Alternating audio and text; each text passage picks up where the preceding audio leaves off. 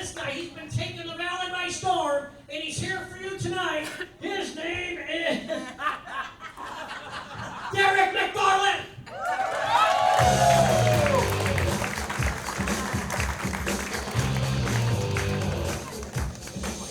Give it up for Randy one more time, you guys. Give it up for all these kids that have a better future than most of us.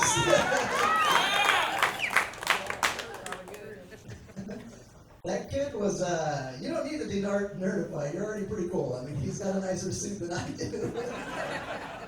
Let's keep doing what you're doing. My name is Derek McFarland. I'm going to be your feature tonight. I don't know if you can tell by looking at me, but my mom's Irish, my dad's Mexican, my great-grandmother is Cherokee Indian, which makes me an alcoholic.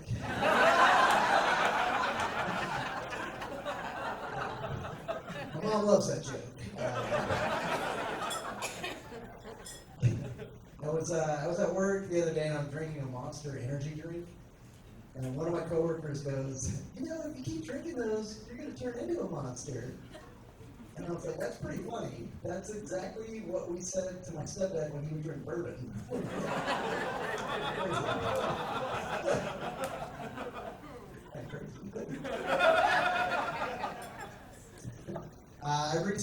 I'm recently single, just got out of a relationship 3 years ago. I'm almost over it, you know. I'm almost over it. A few more years and I'll be over it, you know. You know what they say? If you love someone, let them go. You know. And I finally think I'm ready. I'm ready to let her go and take that GPS tracker off her car. I free my dog. I can't see my ex anymore because the guy that she's seeing got her a Ring camera, and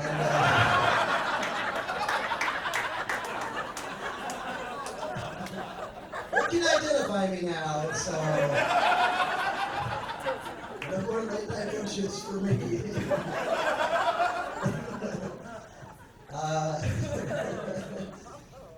I got a buddy who's he's got a haunted house. He's got a ghost in his house. It's a pretty cool ghost, though. The other day I was like, hey man, are you going to get a priest to get rid of your ghost? He's like, we were, but then the ghost did the dishes. So like, I think I'm going to keep this ghost. I mean, yeah, every once in a while the mirrors in the bathroom bleed. These floors are freshly mopped. I didn't do that. He told me, you know, dude, you should buy the house down the street. It's haunted by a chef. Every morning, spooky waffles. I was raised by a single mother, so I have a lot of respect for single moms. Give it up for single moms. Yeah. It's a tough job. That's a tough job. So I was raised by, you know, my mom and my aunts, my grandma, so I have a lot of feminine energy.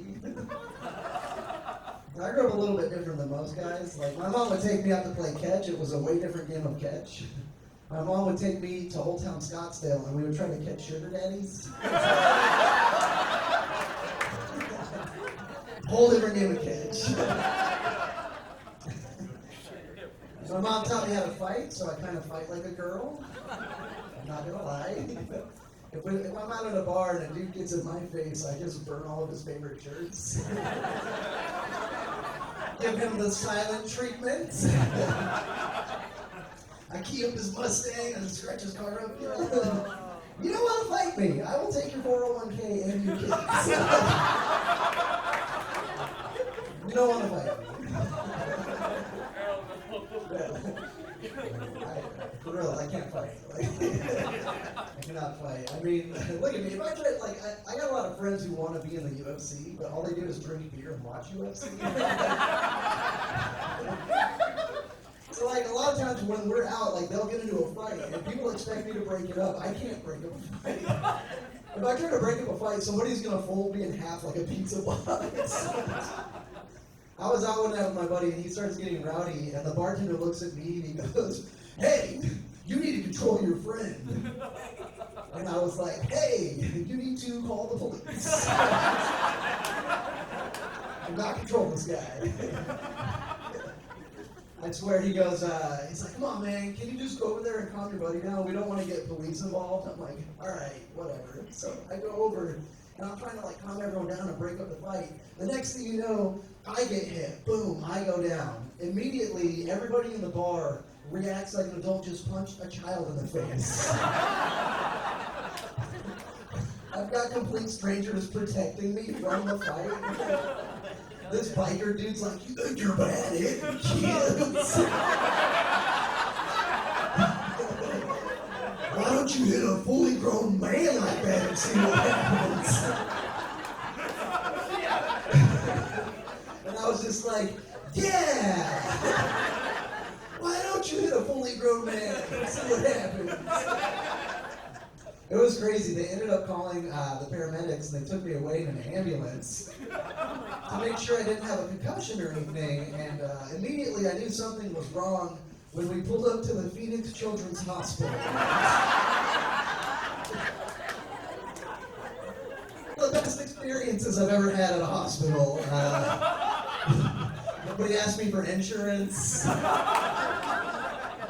Everybody was calling me Bud. They're like, hey, Bud. We're going to take such good care of you, buddy. Nice good. No, we're going to take such good care of you, buddy.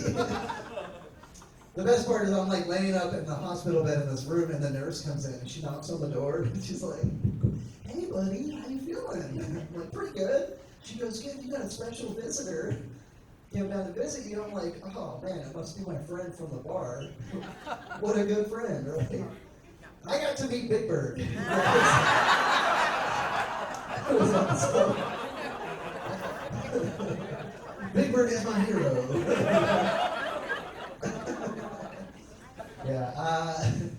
So I have been dating around. I'm back on the dating apps and everything since my breakup, and I'm really into older women. I think older women are really beautiful. Give it up for older women, you guys.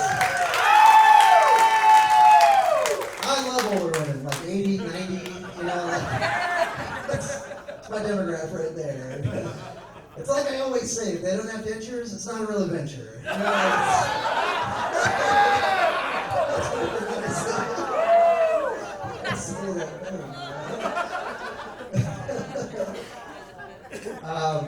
People always ask me what's the oldest woman I've ever dated, which is kind of a messed up question. Never ask somebody's age, but like if a girl told me she was into black guys, my next question wouldn't be, what's the blackest guy you've ever dated? Like, it's like a messed up question, you know? And besides, age is only a number anyways. Am I right? Age is just a number. Yeah. And that number is 75. Yes, sir. 75, and a lot of people give me a hard time because of that. Oldest woman I've ever dated, 75.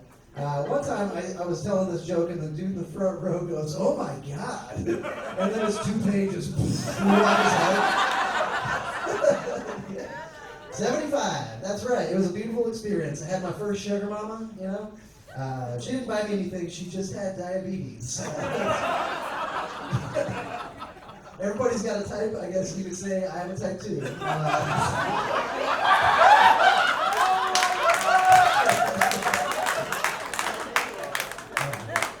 I cut a lot of dirty parts out of that joke, so I'm glad it went good.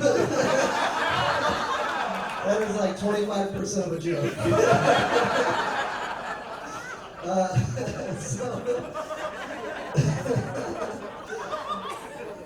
I'm pretty white, I'm sure you can tell. Looking at me, I'm pretty white. I have a lot of white friends who do not speak Spanish. It's important for you to know this for the joke. I have a lot of white friends who don't speak Spanish. But for some reason, anytime we order food at a Mexican food restaurant, my white friends will order with a Spanish accent. I'm not making this up.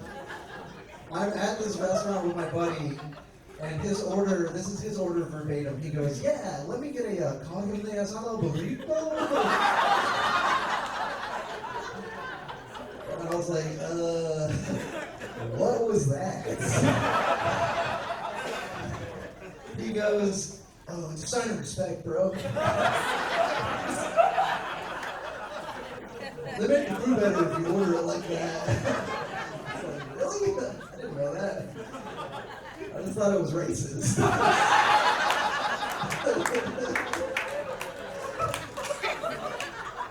So I'm like, I gotta try this. So I get up my courage, I go to my favorite restaurant, and I'm like, I am gonna show so much respect. So I walk in confident, and I'm like, yeah, let me get an order of the beef fried rice.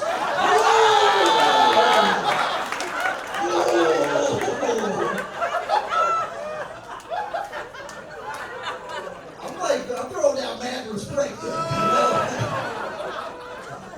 In my head, I'm thinking this food is gonna be so delicious.